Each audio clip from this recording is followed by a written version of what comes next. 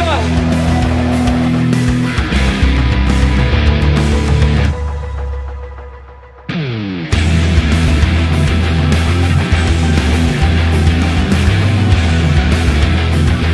المنتخب المغربي يفعلها ويفوز بكأس العالم. ألف مبروك للمنتخب المغربي الذي أعطى درسا في الصبر والجدية والمثابرة. شكرا من قلب الدار البيضاء. هذه هي فرحة المغاربة بعد التتويج التاريخي بكأس العالم. غادي ناخذوا بعض الآراء. شكرا في المنتخب المغربي، ديتونا أحسن فوز في التاريخ وفرحتونا بزاف. المنتخب المغربي ديتونا أحسن فوز في التاريخ وفرحتونا، شكرا بزاف. برافو عليكم وليداتي، ديتوا الكاس وهزمتوا الأرجنتين. سنين ما فرحناش هذه الفرحة. الله يرحم الوالدين عليكم كاملين. ما في كلام يوصف اللي سواه شباب المغرب.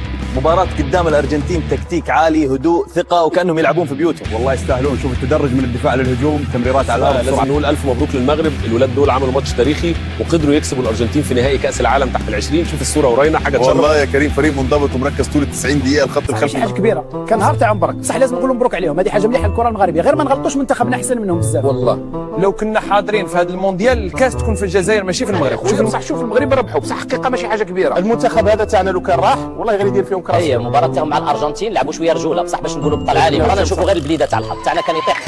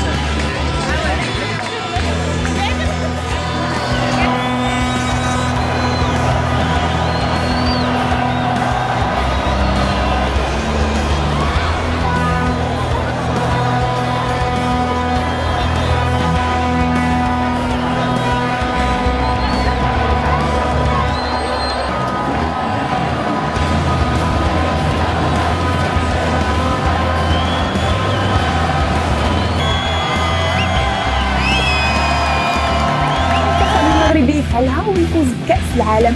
ألف مبروك للمنتخب المغربي اللي أعطى درسا في الصبر والجدية والمثابرة. شكرا لكم.